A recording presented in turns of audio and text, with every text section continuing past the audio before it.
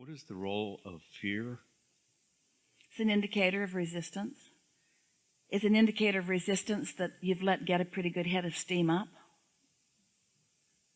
It's an indicator that it's time to take a nap or jump trains. Things happen, simultaneously, right?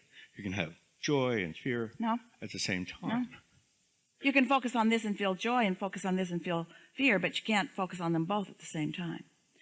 However, your inner being is always focusing upon joy. That's why when you focus otherwise, you feel fear.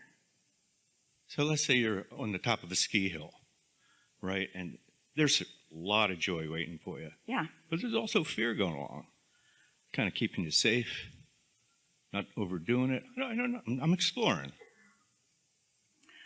Well, if you feel joy, jump. If you feel fear, climb back down the ladder. There are a lot who would say, well, if I move forward in my fear, then it eventually goes away. But we are not one who says that.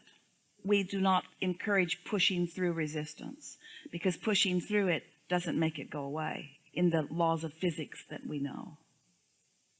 So I've raced motorcycles in my life and been good at it and felt a lot of fear. Even this moment, as rich as it is, I feel fear. So are you saying to us that there's a mix of vibration that's moving about within you, and that your emotions follow that mix of vibrations? Yeah. And that your point of focus determines how the vibration, you're thinking about riding, and you join your inner being in the successful thought of riding, and then you worry about crashing and burning, and then you depart from your inner being long enough to feel that. So the question that we would be asking ourselves is, what is the predominant feeling about this? Predominant, most often felt, strongest. What is the true momentum about this? Because if you're moving really fast, it's like sticking a stick in the spokes of a bicycle. You can kind of come up short about it. And so the faster the momentum is going, the more uncomfortable an errant thought in opposition will be. Okay. So the image of the train is that at the beginning of a race, when I'm feeling some fear, I'm thinking, I'm not completely in the moment, like 100 miles an hour where you're just focused. But here's the thing. A lot more was going on before you were getting ready to be ready to be ready to be ready to be ready. There was a lot of energy flowing before the race began. And we know for sure, if all of that was fearful thought, you're not going to feel like going. Nobody could even strap you onto that thing and send you off in that direction. But you've probably been anticipating positively and anticipating positively and mostly anticipating positively and mostly anticipating positively. And so there's much more positive momentum going about that than there is negative. And there's something about being there that may be causing you, because it's a poignant moment, to focus a little bit in opposition. But you can't focus a great deal in opposition, or you wouldn't be able to go. Jerry told the best story about this. For a short time, he was an actor in a film, a television film, and it was taking place in Arizona, and they were riding horses, and every day he was assigned a horse. So he went out to get his horse one day, and there was a horse that Jerry could just feel was really in a mood. And when that horse was assigned to him, he said to the wrangler, "I don't want that horse." And the wrangler said to him, "Well, are you afraid of it?" And Jerry said, "Well, I'm delivering lines, and I just don't think a horse that's feeling like that is the best choice for me." And the wrangler said, "You're afraid of that horse." And Jerry thought to himself, "Yeah, I probably am." But he didn't say it out loud to the wrangler. Wrangler jumped up on the horse. Immediately, the horse reared its head back and knocked all of the wrangler's teeth right out of his mouth. And Jerry thought, yep, that's about right. So there is guidance. Jerry's intention was to get on a horse and ride it and deliver his lines. He had intention for success. He had intentions for a lot of things. And this horse, he could feel, did not feel like it fit in with his intentions. So the wrangler really wanted him to take that horse. If his fear had been less, in other words, if his awareness of the discord of this horse in this situation had been less, he might have gotten on it, and it might have been disruptive. It might not have knocked his teeth out. But the experience was such that it gives us an opportunity to say to you something that you sat down wanting us to say to you, which is, Isn't fear to our advantage sometimes? Isn't fear guidance? Yes, it is. Yes, it is. If we were standing in your physical shoes, we would not move forward in fear, but we would not let fear paralyze us either. We would find a way around the fear. We would find a way, because there are so many things that you can think that carve out a less resistant path. All that fear means is that you have discovered a highly resistant path. And the stronger the fear is, the stronger the resistance is on your path. And fear or resistance is what slows you down and keeps you from the joyful moment that you have the potential of having. Yeah, okay. Really good. Yeah, it's the priority. It's the predominant is what I meant. A feeling. Yeah. So yes, you're feeling some fear, but there's this attraction, there's this excitement, this passion. You might say that all of you felt some of that coming into your magnificent body in this magnificent time-space reality. There was an awareness of you being pure positive energy moving into an experience where resistance and contrast exists. But your knowledge of who you are and your exhilaration about the potential that contrast would produce made it no contest for you. Every one of you, knowing full well that resistance exists and that contrast exists, said, yippee, let me come forward. And then you get here and you commiserate with each other and you say, why? Why?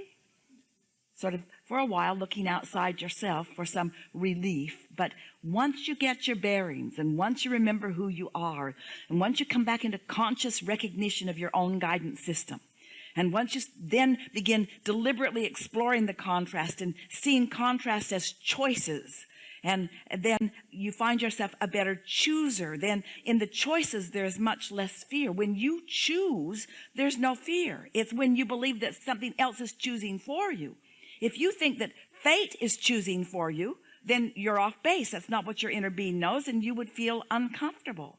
But when you are good on your motorcycle, you know what you're doing. You rode it slowly at first. You know the rules of the road. You understand what it looks like, the territory that you're going to be traversing over. You understand your machine.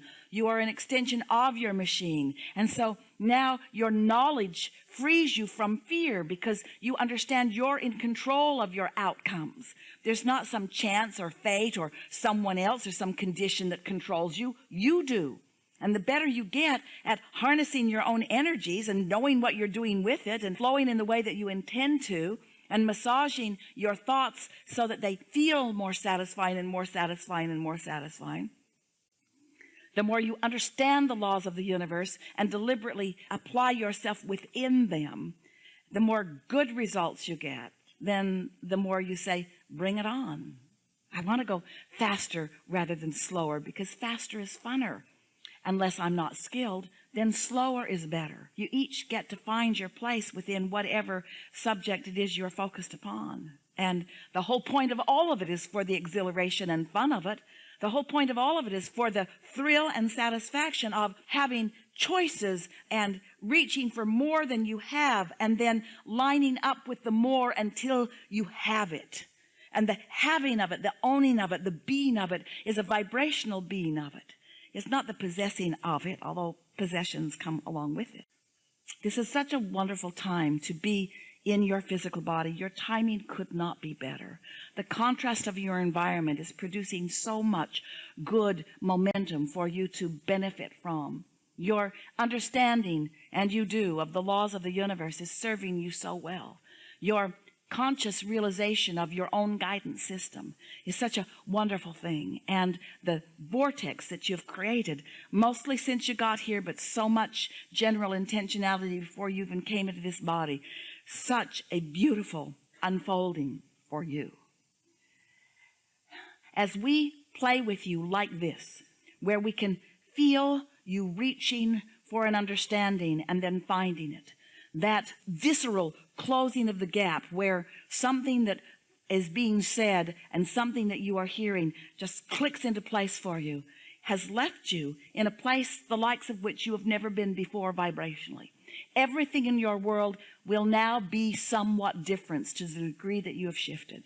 It's been a wonderful shifting. It's been a wonderful acknowledgement, more acknowledgement of who you really are than most people accomplish in a very long time. So, moving forward, moving moreward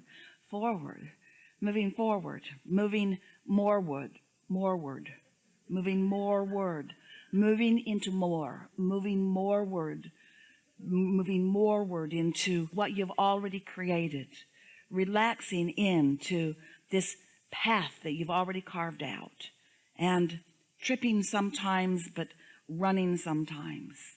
Set an intention as this voyage is coming to a completion that you want to every day feel more like this.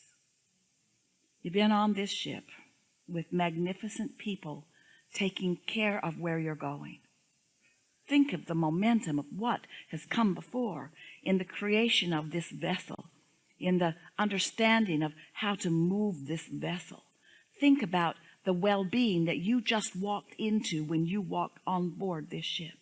Think about the important details that things like your captain have been tending to that you didn't need to tend to at all.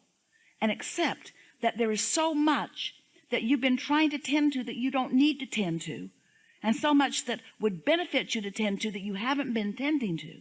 Get your nose in your own business. Get your nose on your emotions. Pay attention to the way you feel, and move your emotion to a better, more satisfying place every chance you get. And watch how from this movement and moment forward, you can begin to say, I remember when I began my conscious, deliberate living happily ever after. I remember that decision point. I remember. You don't know how much you contribute to all that is, but we do. And you can't feel the intensity of the appreciation that we have for you, not all at once. It's too much for any of you to conceive of. It's too much for you to get all at once. But you don't have to get it all at once. You can just take a little now and a little later, because there will never be a ceasing of the offering of our appreciation for you. We know your value, and we appreciate it. There is great love here for you.